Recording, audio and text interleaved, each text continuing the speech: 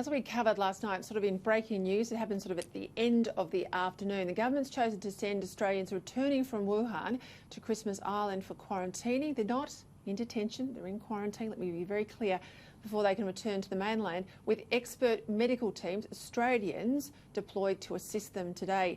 Joining me now to discuss this and more, Sky News host Peter Gleeson, live from Brisbane, and in our Sydney studios, broadcaster and Sky host Chris Smith, who I might add, launches a new show at 8 o'clock tonight.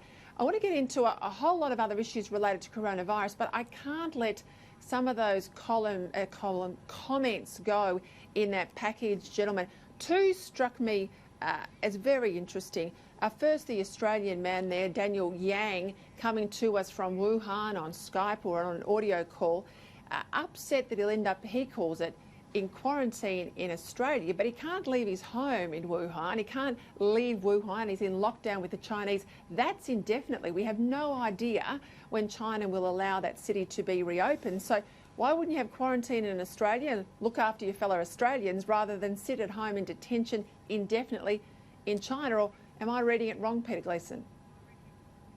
Well, I think it's a pretty strange thing to say, isn't it? I mean, when it comes to this particular virus, and we know it's a deadly virus, we know that it's spreading, and we know that it's having a major impact not just in China but around the world, wouldn't you just follow the advice of the health authorities? And if you're able to be quarantined back in Australia, and I just heard those comments from Dutton about Christmas Island, I mean, you know, we have to ensure that we take a zero-tolerance approach to trying to keep this under control. And right now, the community, rightly or wrongly, are incredibly concerned at this. And I've spoken to parents today of children at my school, and, you know, there's a very strong Chinese contingent at the school where my little bloke goes, and they are, quite frankly, very disturbed at the way in which this has been handled in some areas.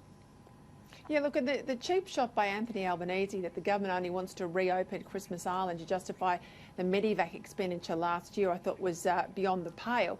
A couple of things I want to say. Chris Smith, there's a bloke in Melbourne who was in home quarantine, who self-quarantined himself, obviously got sick of being at home and went down to a Chinese restaurant. He's now confirmed to have coronavirus and likely has infected other patrons in the restaurant. The restaurant's shut down. So, you know, I don't know how much home detention's really worth anything, or home quarantine. It makes the argument, doesn't it, surely, as to why we need a Christmas Island. And I've been to Christmas Island. I've been in those medical facilities. You walk into a country town in Australia, it's far better than any country town hospital I've ever seen. So what are we all upset about, Chris? Well, that's a good point. And, you know, when you talk about Christmas Island, those that have been there always say, well, it's better than the Royal Hotel rooms that I have to stay in parks or Coonabarabran when I go out to the bush.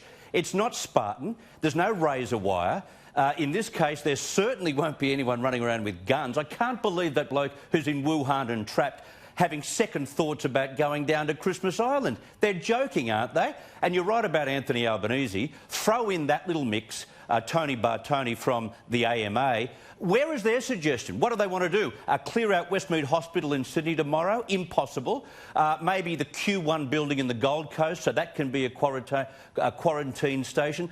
Not possible. No one's come up with a decent idea. They're all very quick and very easily led to smack around Peter Dutton and smack around Scott Morrison because the pylon continues from the bushfires.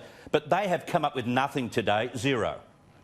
Yeah, I wouldn't mind seeing the AMA head office all go out to Christmas Island. They'll see it's not inhumane and they can actually pull the gloves on again and become doctors, real doctors, rather than political players. Hear, hear. I want to move on to another issue because I put this question to Greg Hunt last night and it still remains a concern to me.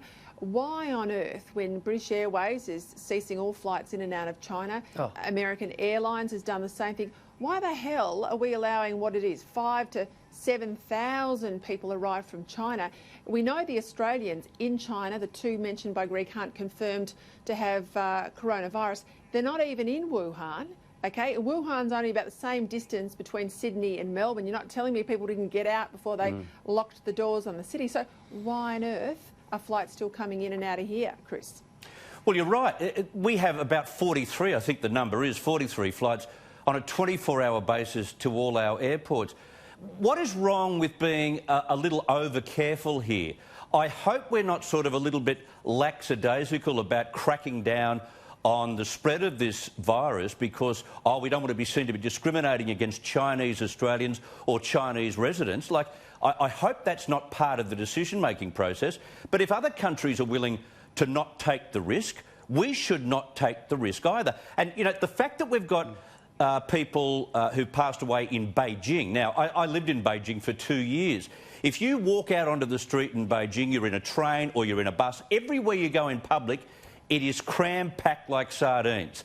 And it would be so easy in public places in Beijing to pick up a virus from someone walking past you because everyone is crammed in.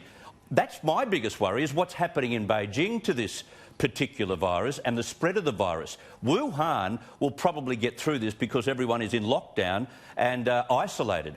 Although you worry about food and water that they may have to live on. I don't know how they're going to feed people that way. But Beijing is the real concern. And for that reason, why are we flying in there and why are we flying people out of there?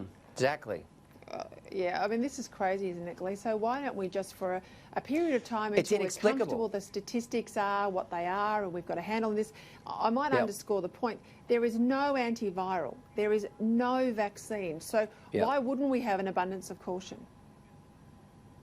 And you know what? There was a story on today's Courier Mail website where Australia is the most exposed country of any country in the world outside of Asia to this particular virus. Now, that's come out from the World Health Organisation. We are incredibly exposed. And as you say, you've got British Airways, you've got American Airlines, who have basically stopped flights in and out of Beijing and, of course, Shanghai.